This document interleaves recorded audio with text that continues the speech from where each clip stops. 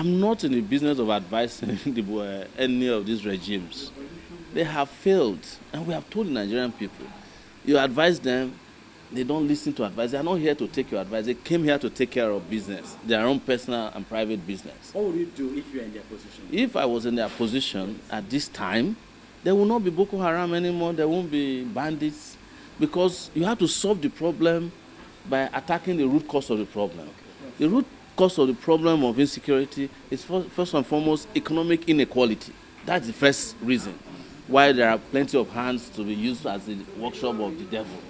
And then the second aspect of it is to get our security agencies to do what security agencies do, not to be aiding and abetting criminality.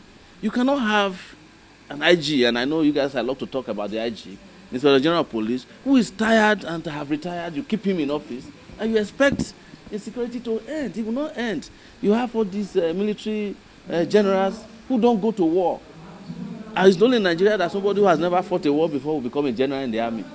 Based on the number of traditional rulers he knows or the GO of his church, that's how they become generals in Nigeria, not because they go to war. If you see an Israeli general, it's because he has fought a war before. If you see an American general, he has been to Afghanistan, he has fought in Iraq, even though those wars might be wrong. But they have gone to war. But in Nigeria, you call these businessmen generals, they are all building estates in Abuja. They don't go to the war front. They don't know what's going on there. They are the ones who are happy that the insecurities are coming. So that is why you see this happening.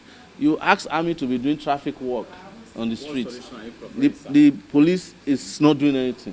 The solution we are profiling is for the Nigerian people, first and foremost, to choose the real leaders who should govern them. Because the legitimacy of the government is also very important. For instance, it is the Nigerian government that goes to the southeast to go and militarize it.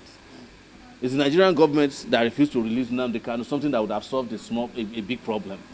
And then instead of releasing him, you're going to put army in the east. Every kilometer in the east, there are army checkpoints. But after 100 kilometers in the north, you can't find the army. There was a man in Katsina who said there are only 5 guns in the local government in Katsina state.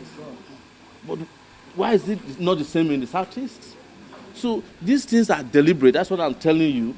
These are deliberate efforts on their part to undermine Nigeria. And I've said it very clearly. Those who are in power love the fact that they want to manage little territory, because that way they are not responsible for the territories. So they allow these issues to fester. But you cannot solve the problem without addressing the fundamental problem of leadership. Leadership is key in every sector. And most importantly, legitimate leadership is important. When you don't vote for people and they lord themselves over you, you don't respect them.